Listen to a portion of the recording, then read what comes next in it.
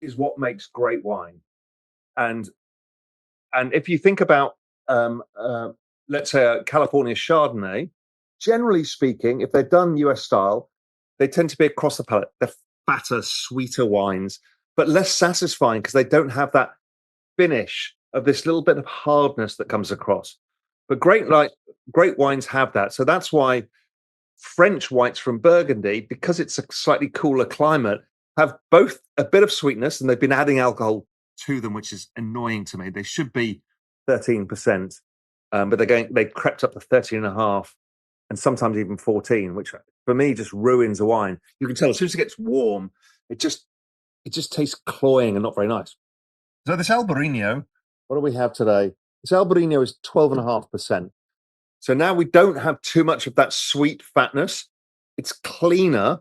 And so when you taste it, smell it, that's salty, the green kind of vegetal stuff. You don't taste it on the sides. You taste it in the middle third of your palate. That to me makes a much better wine tasting experience. This will be more the middle of the palate. Is very simply zoom out. Zoom the fuck out. Look at that. Does that look like a terrible market? No, just consolidation. Does this recent drama move look like drama? No, it's barely touched the high from a few weeks ago. There's nothing going on, kids.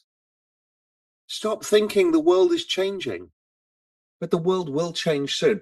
The other thing to zoom out on, if I can find the right chart, this is a lovely chart for all of you looking for altcoin season or the yellow fruit zone.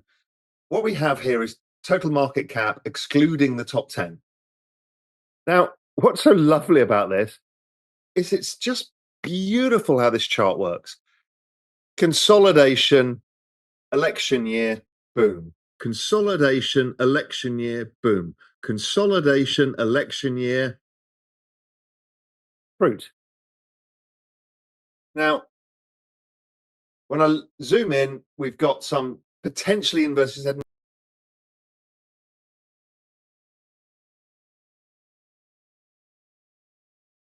You done it? Oh, no, you need to put your email address in. I'll wait for you, don't worry. I want you in our world, honestly. I'm trying to unfuck your future. Can't do it on a bunch of random YouTube videos.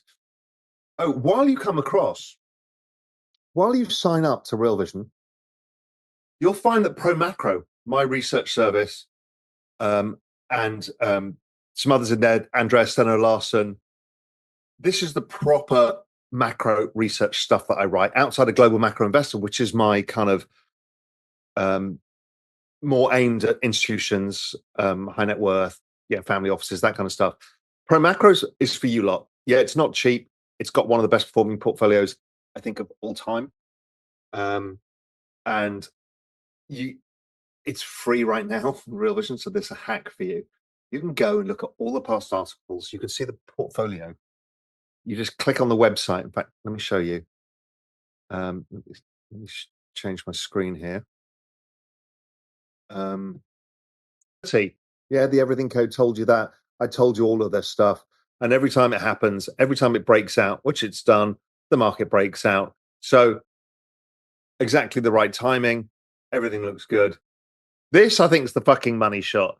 We produce charts that everybody else in the world copies. Honestly, a global macro investor and in Real Vision Pro Macro, we do more macro crypto research and more in-depth macro crypto research than anybody else in the world. We have definitely changed the landscape of how people think about this stuff from the work that Julian and I have done. I'm immensely proud of it. Not blowing my own trumpet, but Metcalfe's law, the global liquidity stuff, all of this stuff has come from us, and it's been amazing. I don't know how this happened, where we found this everything code, how we found a lot of this stuff, but we found it, and we keep finding new stuff. Here's the money shot, kids. This is the chart that you need to just sit back, chill the fuck out. I'm just going to let you marvel in that beauty.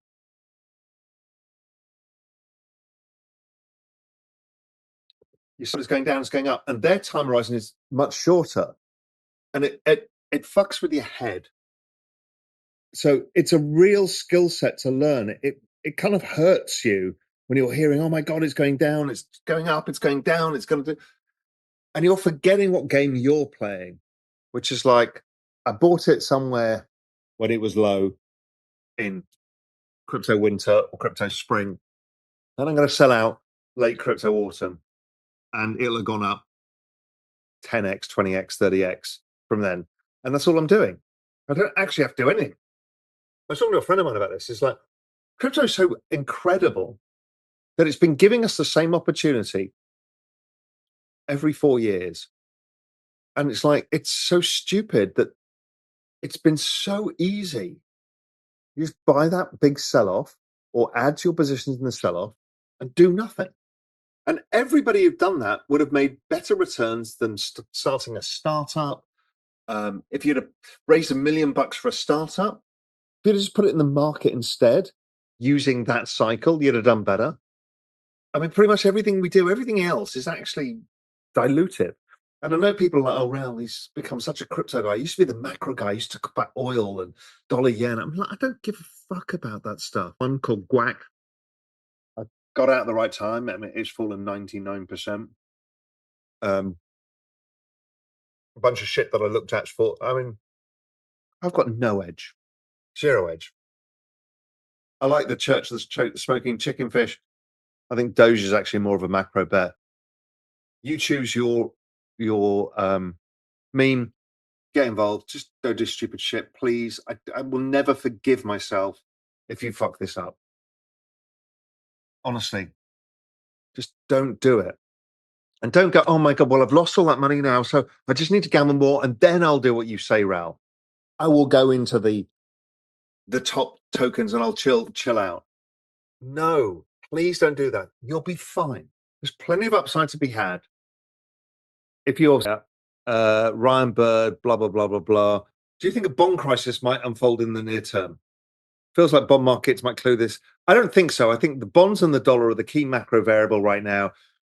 Generally speaking, after the first cut, everyone gets over their ski tips. The market gets over positioned. It corrects. I think it's nothing more than that, but I could be wrong. So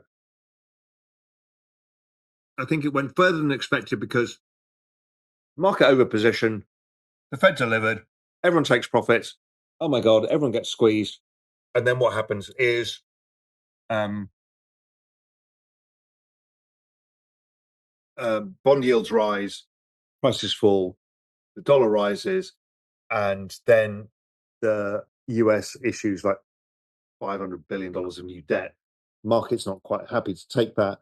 I actually think it reverses. William, oh my God, I've got so many questions. I'm so sorry. I'm out of control today. I've not done anything. No, I know. You can have some peanuts, okay?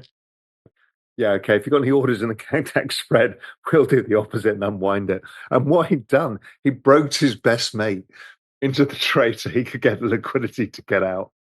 Genius. Anyway, so those are the games those guys play, and they've played them a lot. Gerald Trueblood, what are your thoughts on a second wave of inflation in the near future? Jim Bianco, Stan Druckenmiller, blah, blah, blah. The second wave of inflation, I think, is utter fucking bullshit. There will be inflation increasing in 2020, at the back end of 2025 into 2026, because that's what the business cycle does. No, the 1970s are not going to replay again. There is no basis that that will happen. There is also a deep confusion between what is inflation and what is debasement of currency. The biggest issue is debasement. Italian and American New Jersey who live in Italy, they'd hate it. They'd be screaming and shouting at everyone, "Hey, I want my pasta a bit warmer. I want it." They'll be thrown out of the country. Rui Morris is is ETH the BlackBerry of crypto? I don't know. I don't think so.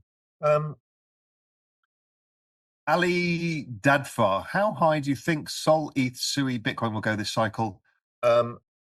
Jamie Coots's research out tomorrow on the platform, free. Ali, you're going to get it. Answer your questions. Marco, salud desde Alicante. Welcome from Alicante. Alicante was the province I lived in. Um,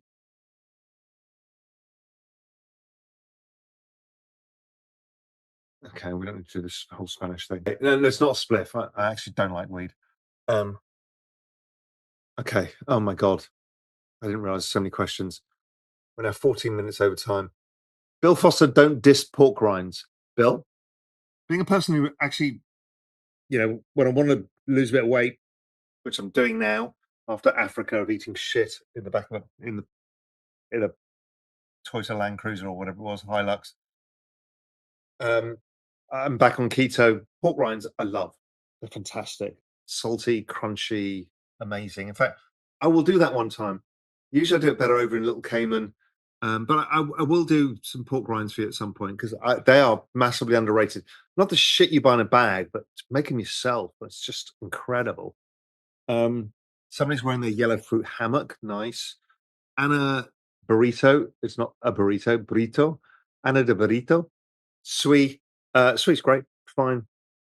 Chart just correcting. Um, acetico.